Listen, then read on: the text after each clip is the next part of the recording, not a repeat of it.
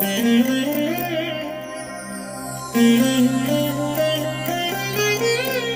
దినం పరము నుండి దిగివచ్చు మాట, ఇది నీ జీవితానికి వెలుగుల బాట. నీ ఒడిలో ఉంచబడిన దీవెనల మూట, అద్భుతాల ఆనంద ఊట.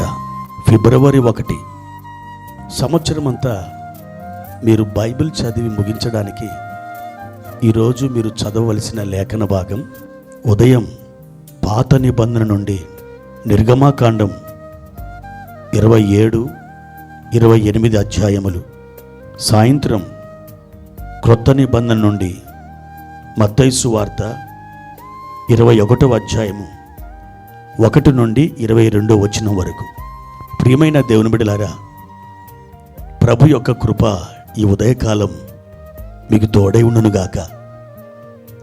ఇశ్రాయేలీలు అరణ్యంలో 40 సంవత్సరాలు సంచరిస్తున్నప్పుడు వారు ఆకాశం నుండి ఉదయకాలమున కురిసిన ఆ మన్నా అనే దేవదూతల ఆహారాన్ని వారు తృప్తిగా భుజించారు. ఈరోజు ఉదయకాలం అంతకంటే శ్రేష్టమైన ఆత్మ సంబంధమైన మన్నా ఇప్పుడు మీ యొద్దకు వస్తూ ఉంది. ప్రియ దేవుని బిడ్డలారా, ఈరోజు పరిశుద్ధాత్మ దేవుడు మన కొరకు ఏర్పాటు చేసిన వాక్య భాగాన్ని చదువుకుందాం. నిర్గమాకాండం 4వ అధ్యాయము 31వ వచనం. మరియు యెహోవా ఇశ్రాయేలును చూడవచ్చి తమ బాధను కనిపెట్టెనను మాట జనులు విని తల వంచుకొని నమస్కారము చేసిరి. 430 సంవత్సరాలు ఇశ్రాయేలీలు ఐగుప్తు దేశంలో ఉన్నారు. యోసేపు ఉన్నంతకాలం ఇశ్రాయేలీలు వారు ఒక అద్భుతమైన ఆనందాన్ని, ఒక స్వర్ణ యుగాన్ని అనుభవించారు. ఎప్పుడైతే యోసేపు చనిపోయాడో, యోసేపును ఎరగని క్రొత్త రాజు ఐగుప్తు దేశాన్ని ఏలడం ప్రారంభించాడు. ఇశ్రాయేలీలు ఆ గోషేను ప్రాంతంలో విస్తరించి విస్తారమైన గొర్రెలు, పశువుల మందలు ఇత్యాది గొప్ప ఆశీర్వాదాలతో తులతూగుతున్నప్పుడు ఇశ్రాయేలీల మీద ఐగుప్తీయులు, ఫరో రాజు, అతని యొక్క సేవకులు అసూయపడ్డారు.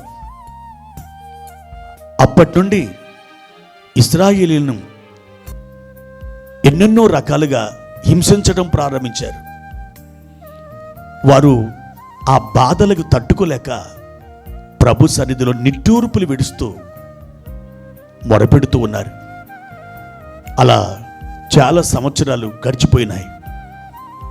ఇశ్రాయేలు ప్రజలకి ఐగుప్తు దేశంలో చాలా వేదన, దుఃఖము, కష్టము, అవమానము, శ్రమ ఎదురైంది.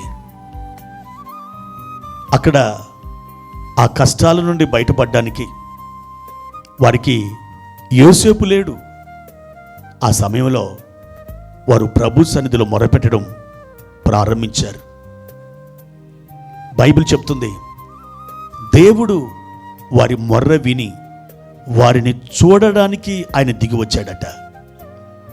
తమ కష్టాన్ని చూడడానికి ఆయన దిగి వచ్చాడట.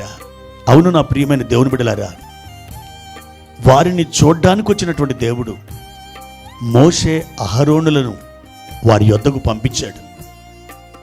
వారి చేతికి అద్భుతములు చేసే కర్ర అనుగ్రహించబడింది.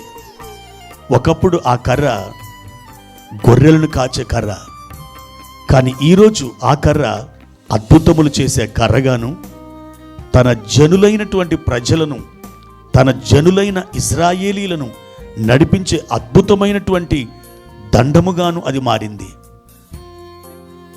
వారిని ఆయన చూడడానికి దిగి వచ్చాడు. వారి బాధలను కనిపెట్టడానికి వచ్చాడు. వారి మొర్ర విన్నటువంటి దేవుడు వారి దగ్గరికే ఆయన దిగి రావడం ఎంత అద్భుతం, ఎంత ఆశ్చర్యం. ప్రియ సహోదరుడా, ఈ దినమున దేవుడు ఆయన దిగి వస్తున్నాడు. ఎక్కడికి? నీ దగ్గరికే. ఎందుకో తెలుసా?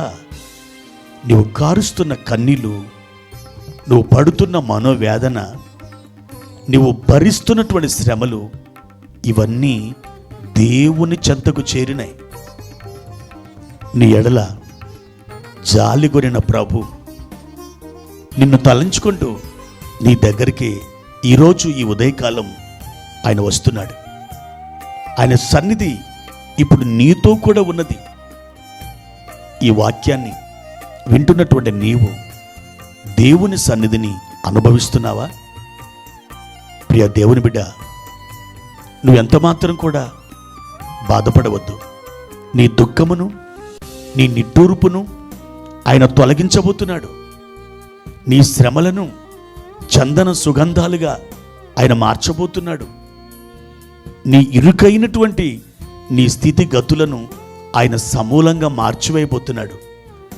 ఆయన నీ యొద్దకు వచ్చుట ద్వారా ఒక విస్తారమైన కృపను నీ యొద్దకు ఆయన తీసుకుని వస్తున్నాడు.